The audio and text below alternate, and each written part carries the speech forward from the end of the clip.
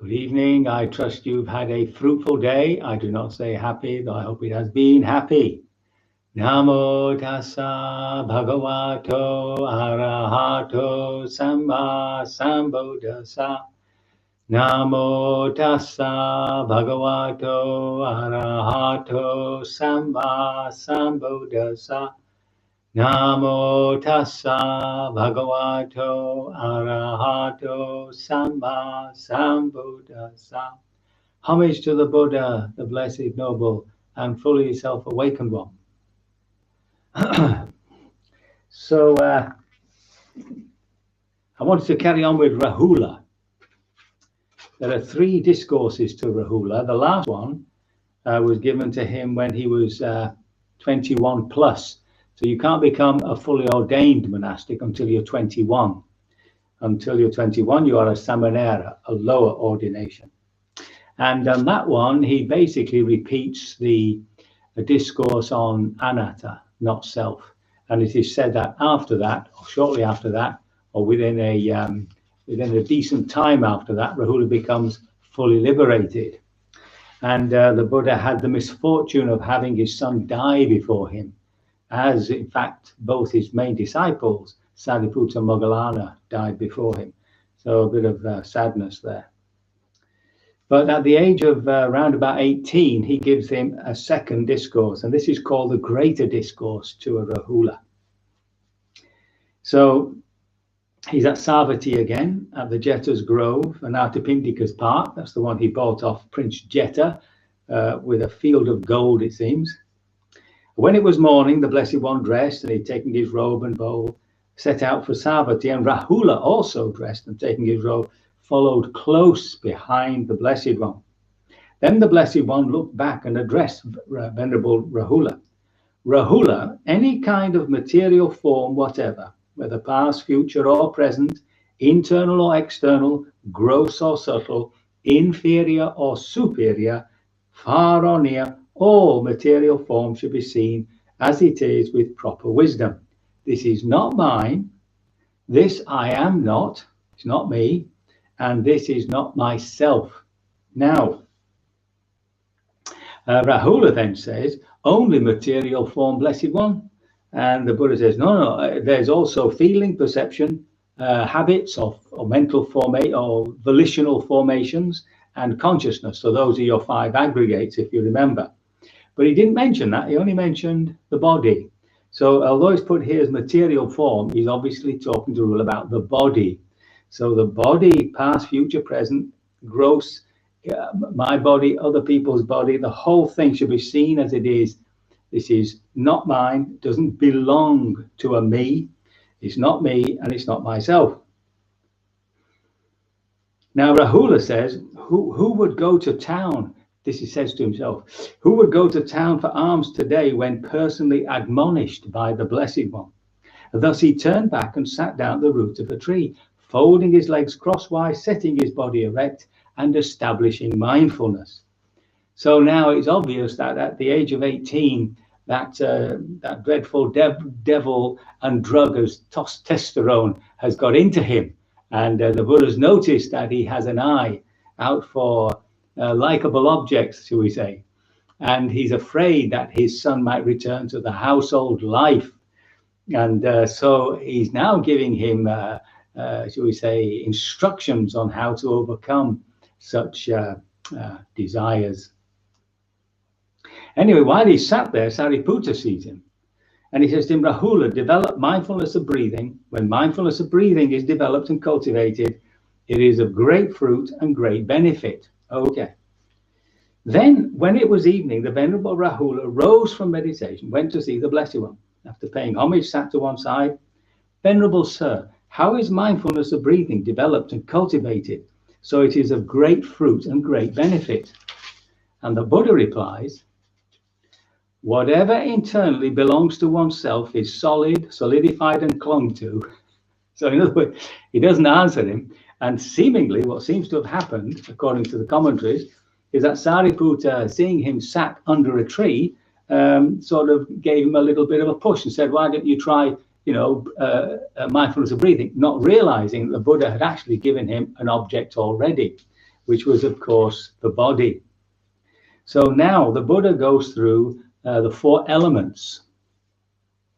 And so he starts off, of course, with the earth element. Whatever internally belonging to oneself is solid, clung to. Whatever is clung to, remember that it's the upadana kanda. It's the 5 aggregates that are clung to. It's the clinging that's wrong, right? The blame cannot be put on the 5 aggregates. That's just the psychophysical organism. It's seeing it as a self, etc., which is the problem. There is head hair, body hair, nails, teeth, skin, flesh, sinews, bone, bone marrow, kidneys, heart, liver, diaphragm, spleen, lungs, large intestines, small intestines, contents of the stomach, feces, and whatever else internally belonging to oneself is solid, solidified, and clung to. That is the internal earth element. So, and then he says it should be seen simply as earth element. That solidity should be seen just as solidity. And when one sees it actually in its proper wisdom, one becomes disenchanted, right? It loses its witchy craft over you. So disenchanted with the earth and makes the mind dispassionate towards it. In other words, doesn't get caught up in the body. So that's his first bit of advice. And then he looks at the water element. Whatever it is, internal water. So whatever is watery and clung to, bile, phlegm, pus, blood, sweat, fat, tears, grease, spittle, snot, oil of the joints, urine, and whatever else there is. He doesn't let you off, does he? He gets down to the nitty gritty. And again, he says, what you have to see it with proper wisdom. It's not mine. It doesn't. This is not what I am, and this is not myself. And again, when you see this as it really is, you become disenchanted, and your mind is dispassionate about what is the water element actually. Okay, so dispassionate means non-attachment. Then, of course, he says the fire element. The fire element, he said, whatever is internally belonging to oneself is fire, fiery, and clung to. What is warmed and ages. So the fact of aging is considered to be part of the heat and cold element, and is consumed. That by which is eaten, drunk, consumed, and tasted gets completely digested, and whatever else internally or belonging to oneself is fire, fiery, and clung to. And this again should be seen in the same way. It's not me, not mine, etc. And then we become dispassionate towards these things of the body, and the mind cools. Then there's the air element, of course. So whatever internally belongs to air or airiness, upgoing winds and downgoing winds, winds in the belly, winds in the bowel, winds that course through the limbs, in breath and out breath, and whatever else belongs to the air or airy. See, so lots of wind there. Both of the internal and external winds should be seen as it is. It's just movement, right? It's just movement. And when one sees it actually is, then of course one becomes disenchanted and we arrive at dispassion, non-attachment. And then the space element, which in Theravada Buddhism isn't actually an element as such, but it does become so, I think, in the Mahayana tradition. But it's obviously there, space. The space element is either internal or external. So he says, whatever internally belongs to oneself is space or spatial or clung to, and clung to.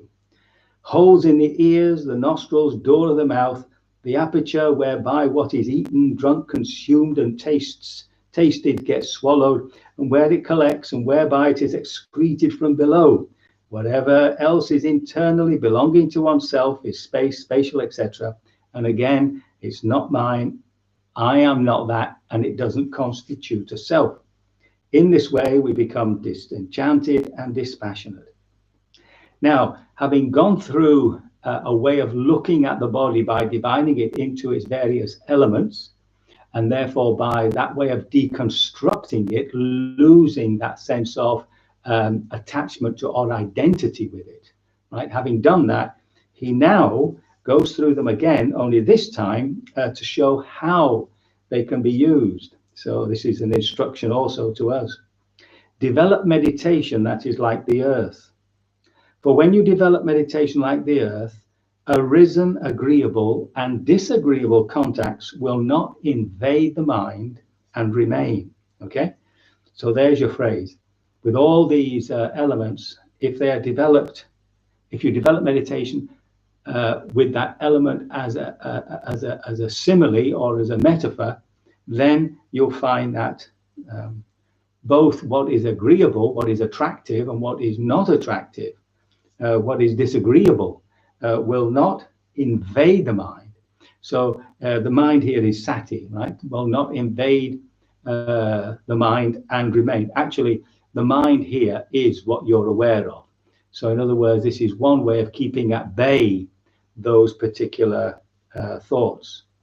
So just as people throw clean things and dirty things, excrement, urine, spittle, pus, and blood on the earth, and the earth is not horrified, humiliated, and disgusted because of that, so too, Rahula, develop meditation like the earth.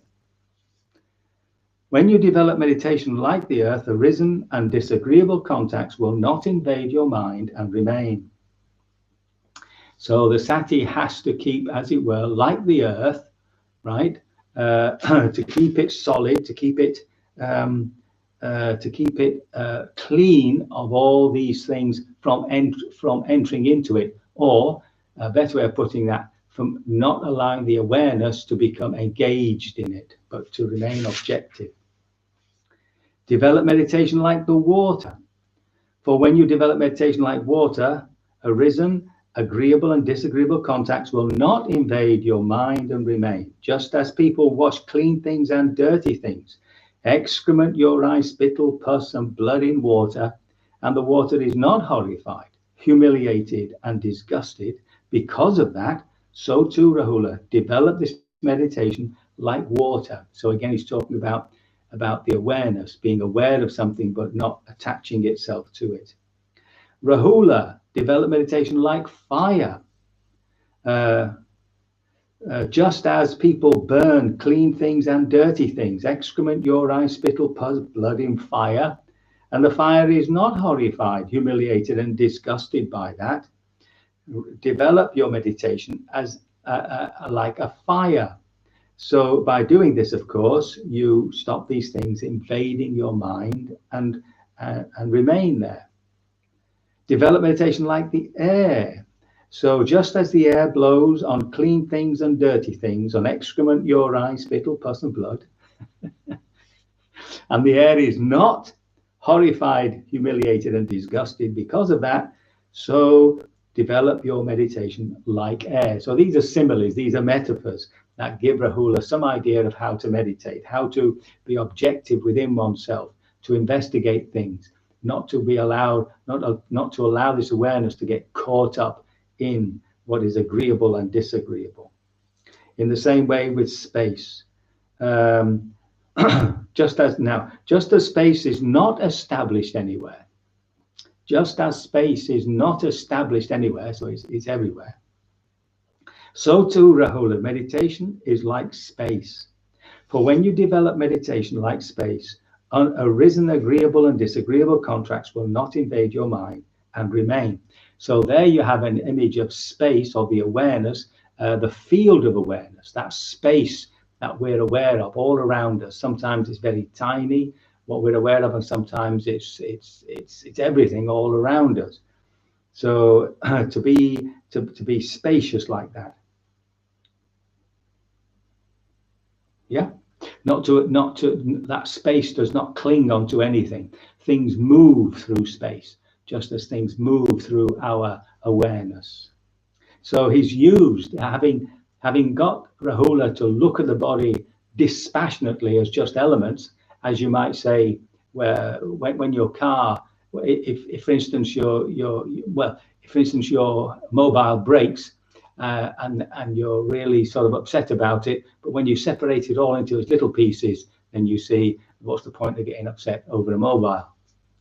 Something like that.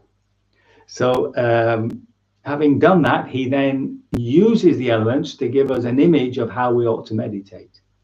And then having done that, he then invites Rahula to contemplate the four Brahma Viharas, the four illimitables, loving kindness or love, goodwill, I prefer goodwill, compassion, appreciative joy, and equanimity. And then having done that, right, so having undermined dispassion for the body, right, remember he's 18 especially, so he's now dispassionate about the body. He now develops the heart into these wonderful states. And when that is done, he can now return to the body to look at the foulness of the body. And when you develop meditation on foulness, any lust will be abandoned. So if you remember, we went through this a while back, where the Buddha had given a discourse about the foulness of the body to some monks. But somehow he hadn't softened it. He hadn't showed them how to balance it. And they'd gone off and got so upset about the foulness of the body, they'd committed suicide. And some of them have helped others to commit suicide. He's really upset by that. So here he's actually undermining that possibility by having developed the good heart. So the body is to be let go of as a place of sensual delight, as such, to indulge in, right? The delight the body gives is quite natural, but to attach to it as this is mine, me, etc., is going to cause problems, especially at this age. So any lust will be abandoned when you consider the foulness of the body, especially of that body that you're attracted to. And then he says, after that, develop meditation on the perception of impermanence, because when you do that, the conceit of I am is abandoned. So that's one good thing about observing impermanence, especially of oneself, the body in its, getting older and older and all that, and the fact that one is constantly changing. So every self that you create must be somebody else. So you start letting go. To see impermanence is to take away that sense of continuity which the self demands. Right? And then finally, you see, when he's done all that, he can now go back to Sariputta's suggestion. A bhikkhu gone to the forest, to the root of a tree, sits down, folds his leg, body erect, establishes mindfulness before him, and begins to practice meditation on the breath. And then he goes very quickly, he goes through how to contemplate the breath, which we have done slightly with the discourse on how to establish mindfulness. And then he finally says, develop it, and even the final in-breaths and out-breaths known as this is not known. This is how mindfulness of breathing is developed and cultivated, so that it is of great fruit and great benefit. When mindfulness of breathing is developed and cultivated in this way, even the final in-breaths and out-breaths are known as they cease, not unknown. So in other words, our meditation is always about preparing for death. Every out-breath, every end of in-breath, and every out point of the end of an out-breath, these are moments when, these are endings. And so what the Buddha is saying is that this is also a preparation for our final breaths. So that is the greater discourse on the advice of Rahula. I think what we can try to remember is these images of using the elements, but how skillful it is. He's got a young man who's being tempted. And he first of all tells him to deconstruct the body. And then he tells him how to use those very same elements to have some image about what meditation is about. And then to develop the heart with love, with goodwill, compassion, etc. And then when that's done, to return to the body to see its foulness when lust is abandoned. And then finally, in the coolness of the new situation, he can develop mindfulness of breathing. And it would seem that not long after this, the Buddha gave a further discourse.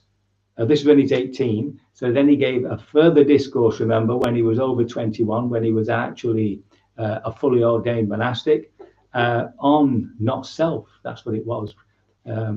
I'm not going to read it because we've been through that sort of thing. And he becomes fully liberated. So there's hope for us all. I hope the discourse has been of some benefit. And I can only hope that we, all of us, through our devotion to practice, will become liberated sooner rather than later. Very good. So we can do a little practice.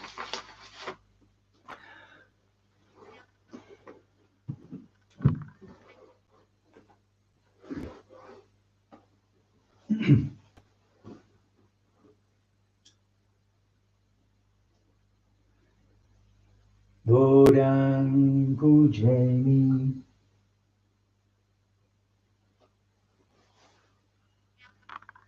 Dhammang pujami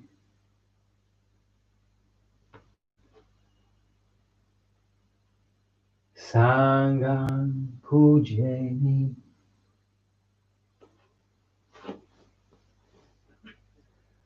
Namo tassa bhagavato arahato samma sambuddhassa. Namo tassa bhagavato arahato samma sambuddhassa. Namo tassa bhagavato arahato samma sambuddhassa.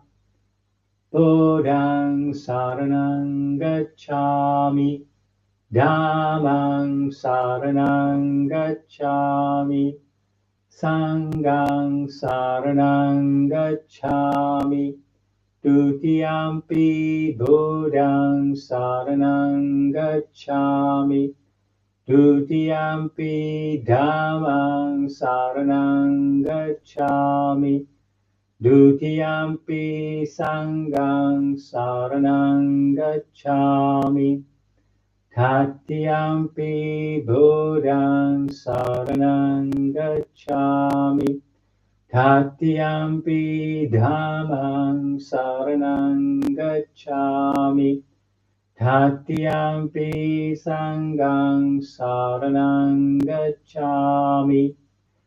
Panati pata veramani sikapadang samadhiyami.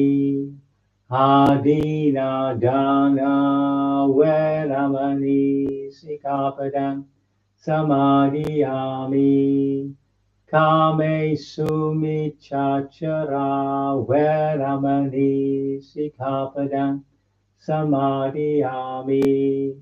Musawada veramani sikapadang samadhiyami.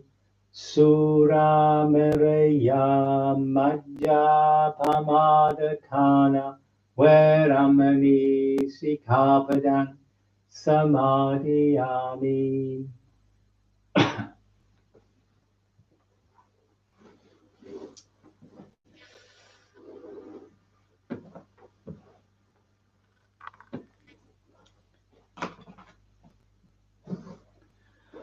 So make sure your body is the expression of the enlightened one, the awakened one. Just that energy from the lower back and the abdomen just lifting you up. Sitting tall. Just a moment now just to relax the brow, the jaw, lips together, teeth apart. Shoulders.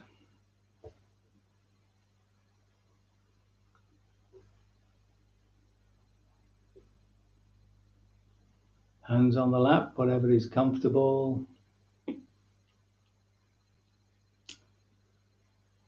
And acknowledging that posture.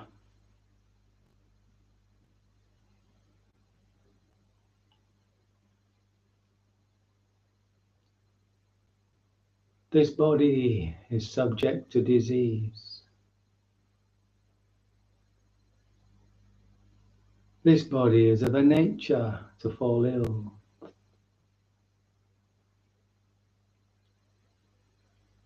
This body has not gone beyond sickness.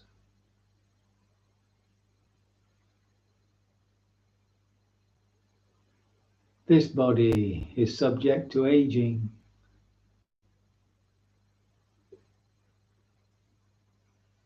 This body has not gone beyond aging.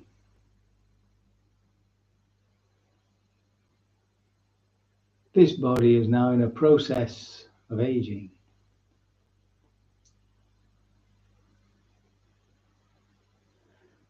This body is subject to death.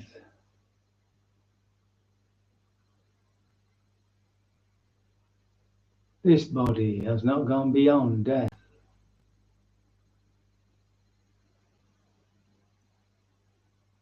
This body will die.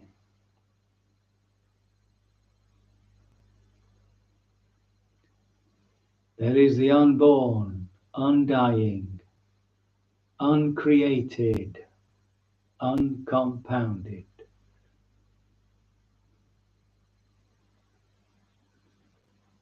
The unconditioned, true refuge, harbour and home. Perfect peace and contentment.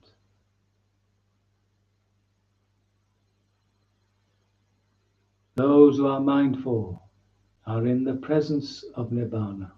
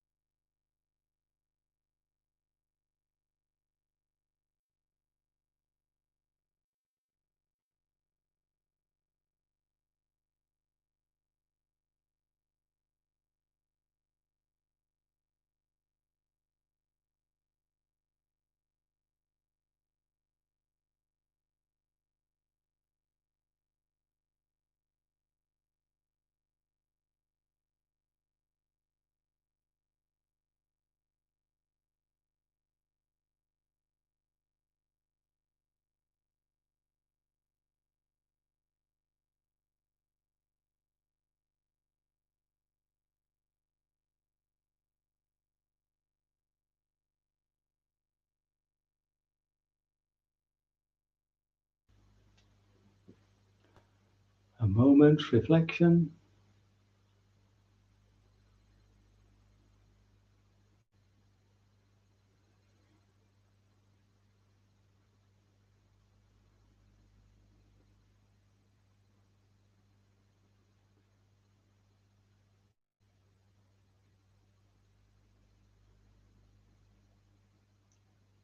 Resolution.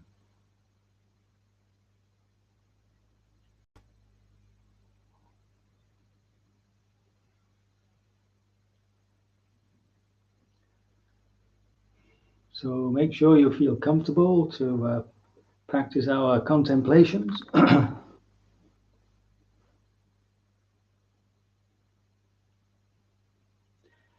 Speaking gently into our own hearts. May I be free of physical pain. May I be free of mental distress.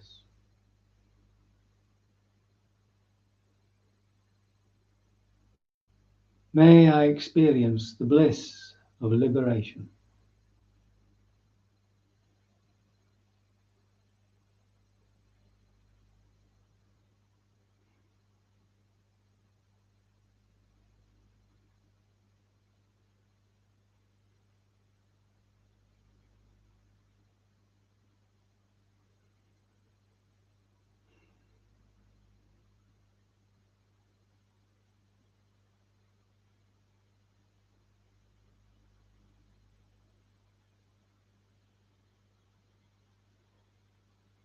Bringing to mind someone we know who's having a hard time.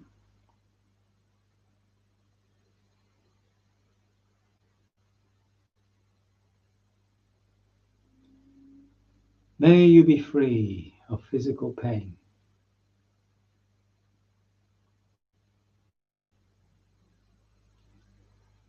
May you be free of mental distress.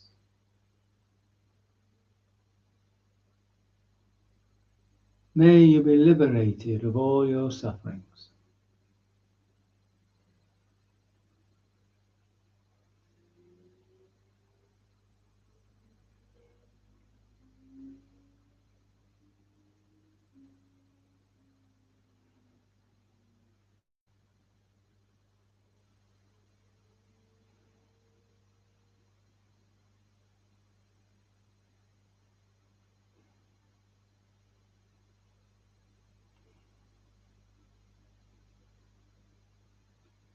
And there are all those at this moment who are sick and or suffering from mental illness.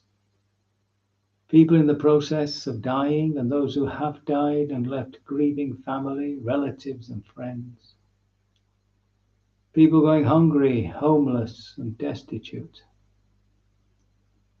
Those having to deal with severe personal and interpersonal difficulties. All those caught up in wars and repressive regimes. Those being tortured. And there are those suffering from natural disasters and climate crisis.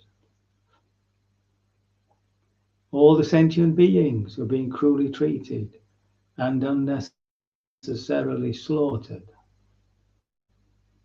And all who find life meaningless. May you be free of physical pain. May you be free of mental distress. May you be liberated of all your sufferings.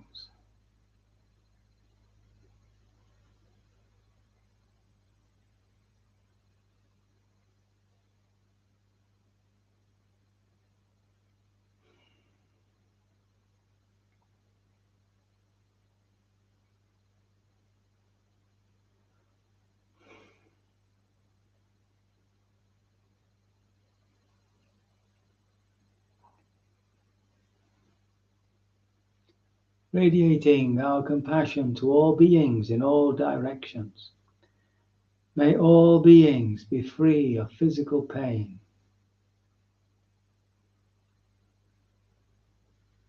May all beings be free of mental distress.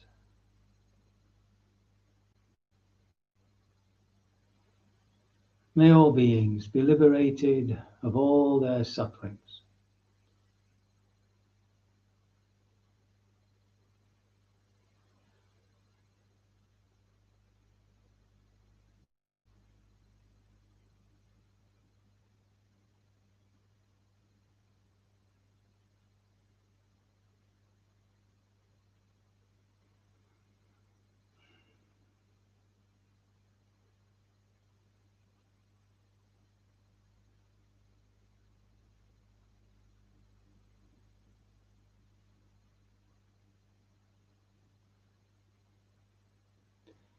Bringing to mind now moments of joyfulness we've experienced today.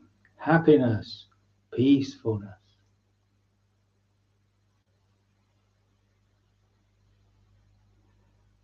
May I be joyful. May my joyfulness increase.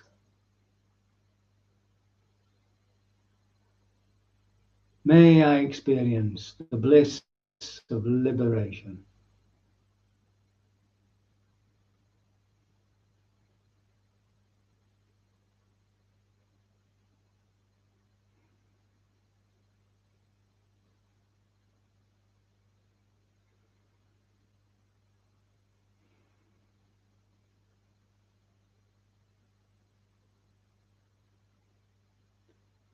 Bring to mind someone we know has cause to be joyful.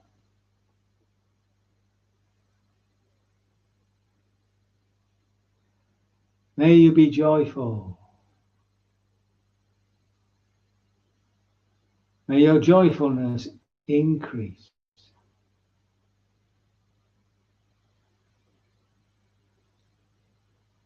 May you experience the bliss of awakening.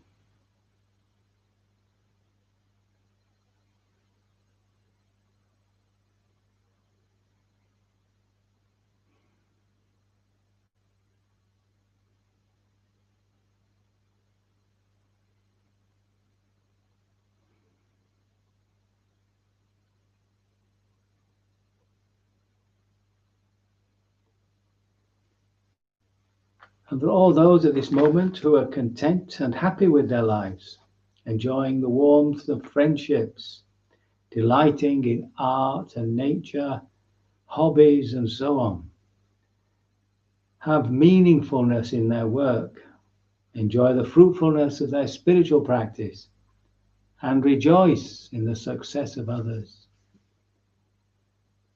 May you be joyful. May your joyfulness increase.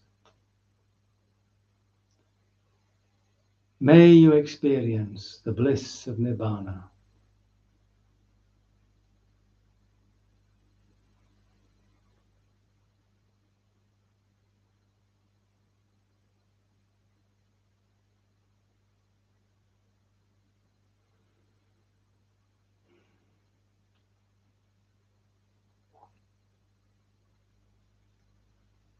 Radiating our joy to all beings in all directions. May all beings be joyful.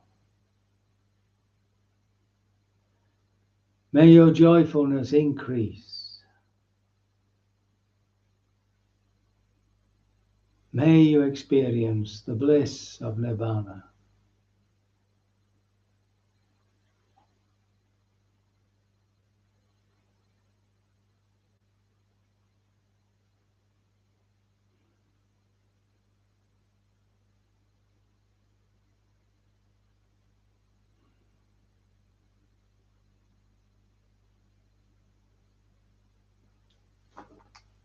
Allowing these words of the Discourse on Goodwill to flow through us.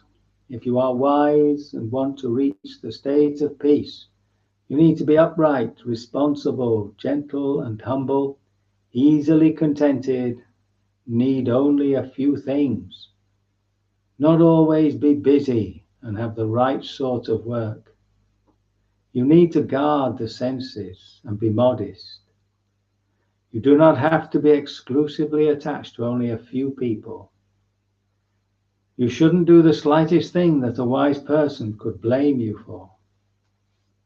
Be thinking always, may all beings be happy, whatever living beings there are, be they weak or strong, big or small, large or slender, living nearby or far away, those who've already been born and those who've yet to be born. May all beings, without exception, be happy.